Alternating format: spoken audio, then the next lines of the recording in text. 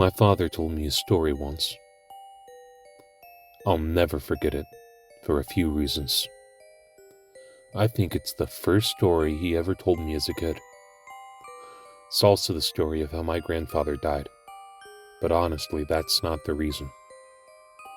You hear stories on TV, or sometimes you overhear something in a public place.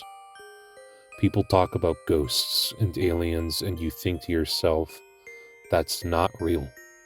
They're making it up, or they're mistaken, or they're crazy, or something like that. You just can't believe it. That is, until something happens. Something that brings it all together, connects the dots in a way you didn't think of before. Maybe it happens to you, or maybe you hear the same story again and again from different people. It doesn't take long for the world to become a lot bigger than you thought it was. As I said, this is a story my father told me. But I never believed it, even though we swore up and down it was true. It wasn't until I started clicking around the internet that I started to believe. I started to hear other stories just like the one my father told me, and it didn't take me long to believe after that. That's not what my father called it, of course. He never would have used the internet in his life. He wouldn't know what the online community had taken to calling it. When he chose to call it something other than it or that thing, he called it a skinwalker, after an old Cherokee tale his grandfather told him. But I'll show you the story, the way he told it to me. We were out hunting one night in the woods surrounding the dreary farm in Ohio where we lived at the time. We were tracking coyotes. We kill them for $50 a skin.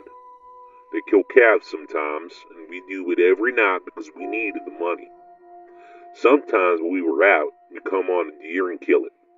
Our landlord didn't mind, and it could feed our family for a few nights and save us a couple bucks. Anyways, we were done making our rounds and heading home. Walking, because we didn't have a car or four-wheeler back then.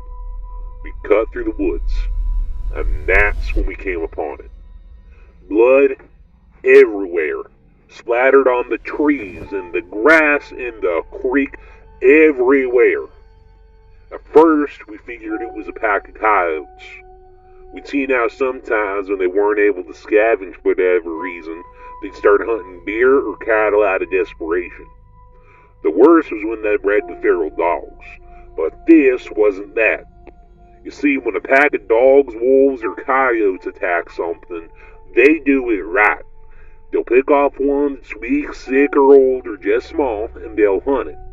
Draw it into a corner, someplace it can't get out of, and they'll run it right up to the biggest one, the alpha.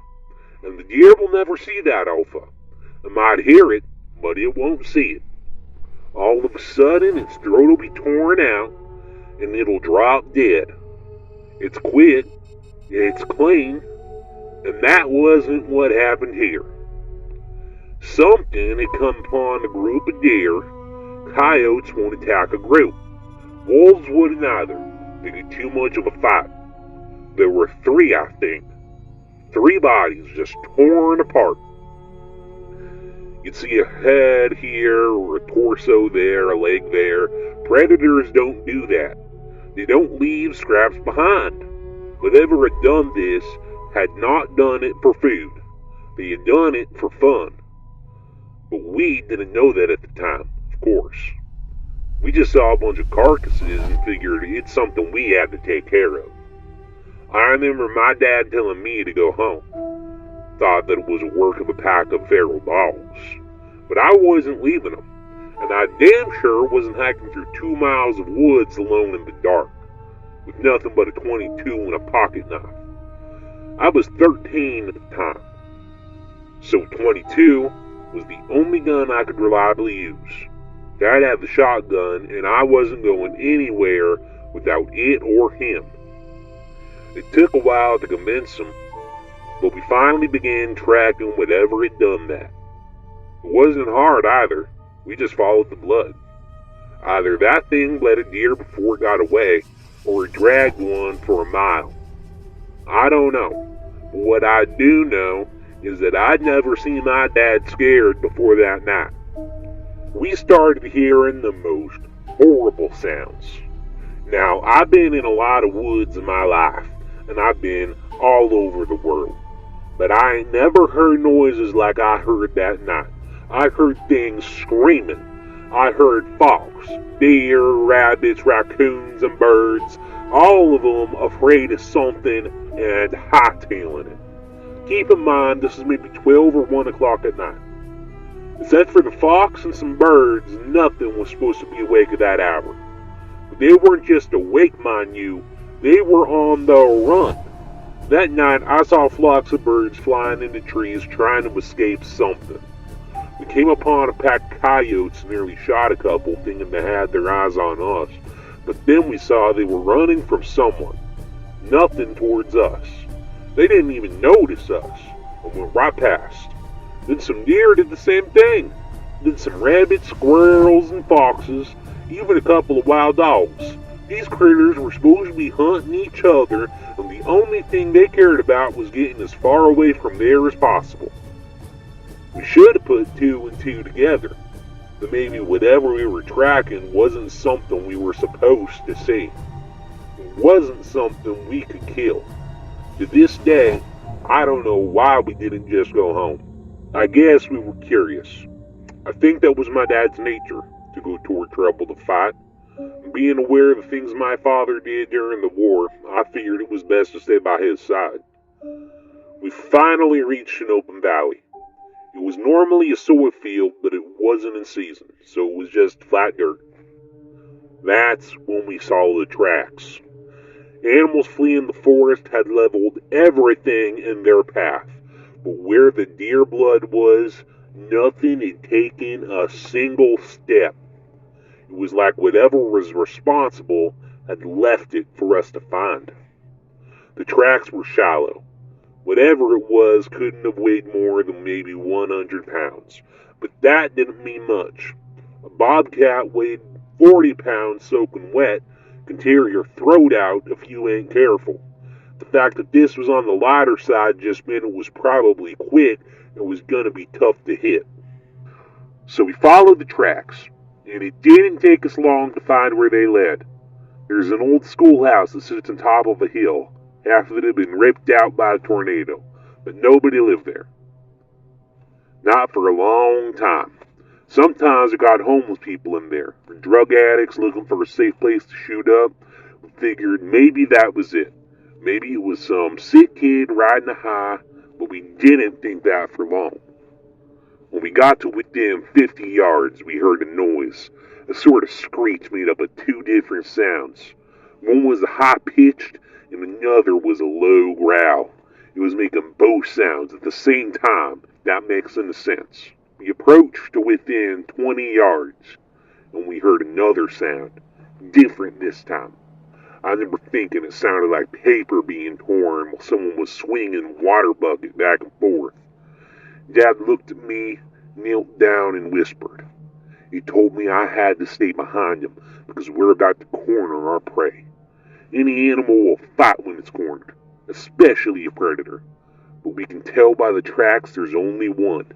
He tells me it's probably a single feral dog, most likely rabid. The plan, he said, was to sneak up on it while it's eating, shoot it, and then keep shooting till it don't move no more. Then slit its throat. And if it got to Dad, it was my job to shoot or stab it to get it off him.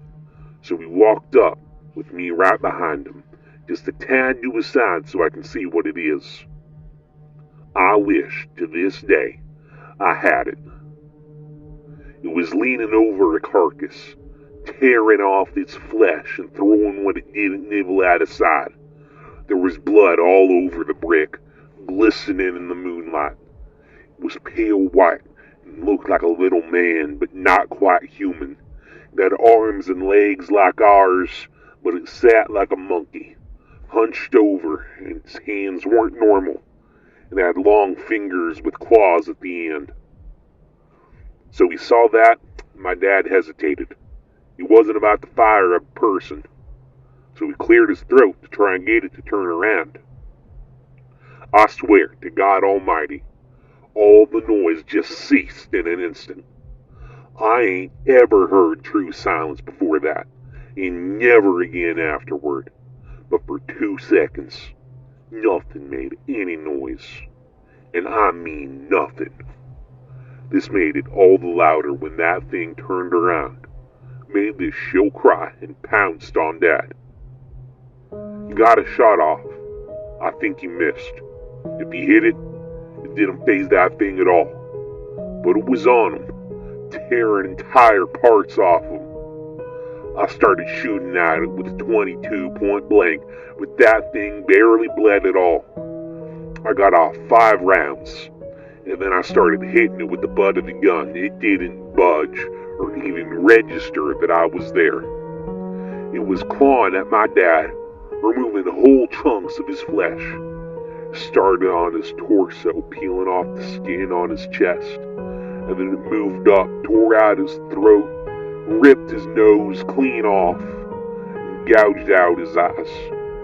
And then it scalped him, started digging in. I stood there helpless as it ripped off the bottom half of his jaw, the little bones and that tube in his neck and then his ribs. I don't exactly remember what happened. So now, my dad's knife ended up in that thing's shoulder, and my dad, what was left of him that is, ended up on my back. I was running, and by God, I was going faster than I'd ever run before, and it was following me. I ended up back at the forest, opposite the woods we started in.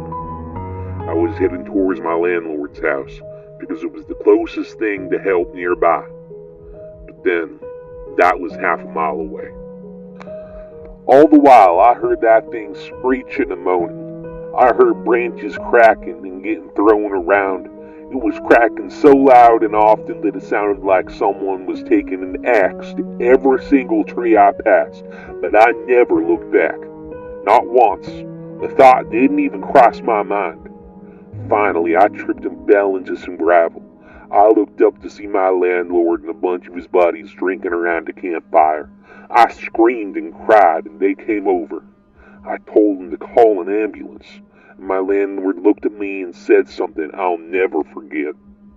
"What is that on your back?" he asked me. Just as the words left his mouth, it dawned on him, without me saying a word. It was one of those god-awful flannel shirts my dad wore every day. He realized, and it was damn near all that was left of my dad. Aside from a bit of my father's head and torso, that's all there was.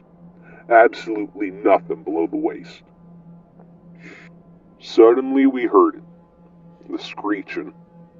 My landlord grabbed me, causing me to drop what's left of my dad on the ground. And I was fighting him, crying, because I thought we could still save him somehow.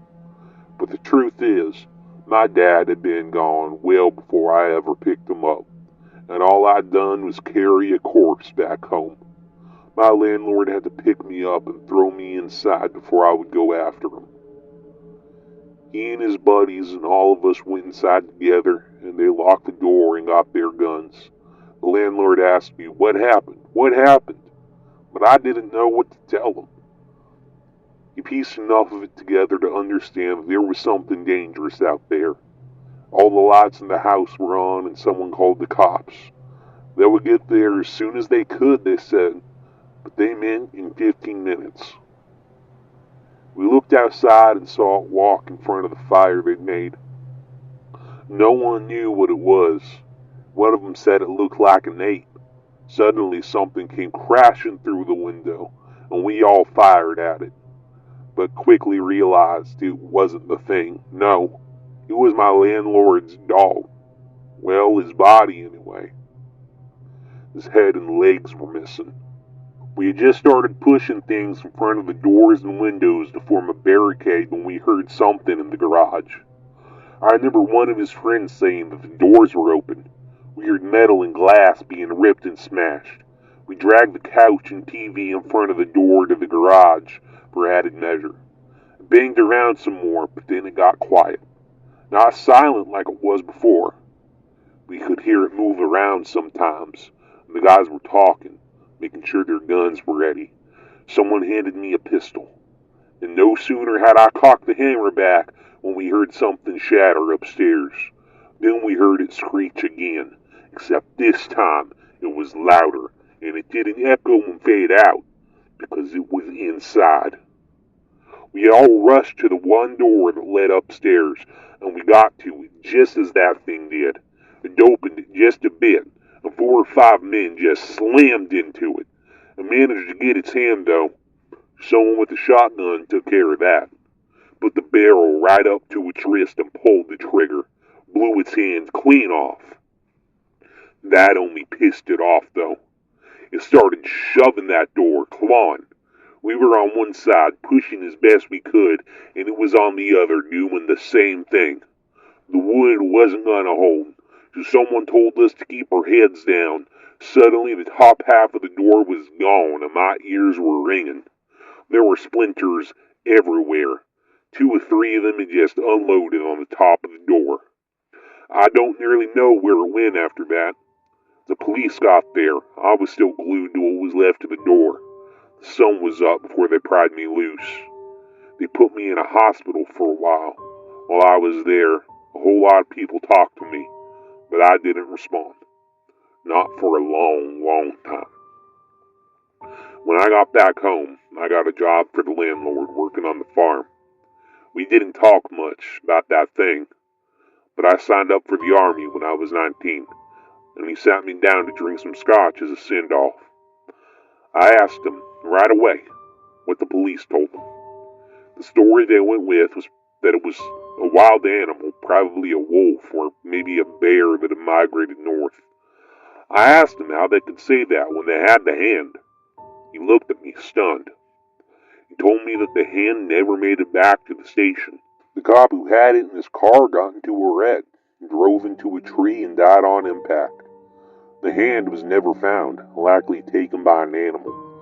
The cops, when they would acknowledge the hand existed at all, said it was simply the paw of a bear that resembled a man's.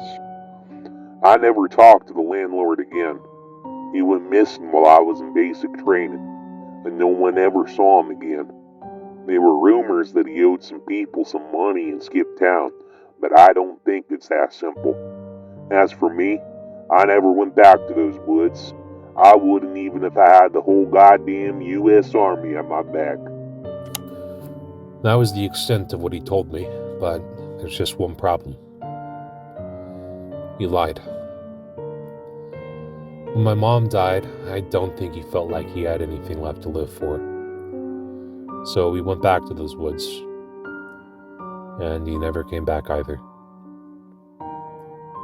We called the FBI, and they put on a big show about looking for him, but I knew they weren't really searching. Slipped an agent a couple of 50s and got him drunk, and he admitted they get a few dozen calls about those woods every year. That was all I could get him to tell me, but he wrote the name of what they started calling the creature on a napkin, and I didn't really understand what they meant. Not until I put it into a search engine. That's when I realized that's what it was. Honestly, I would have rather not known. As it turns out, there are hundreds of stories just like my dad's, as well as photos and drawings of the thing. And though the details vary, everyone who has encountered it agrees on one thing. It's still out there, and there isn't a man on earth who can stop it.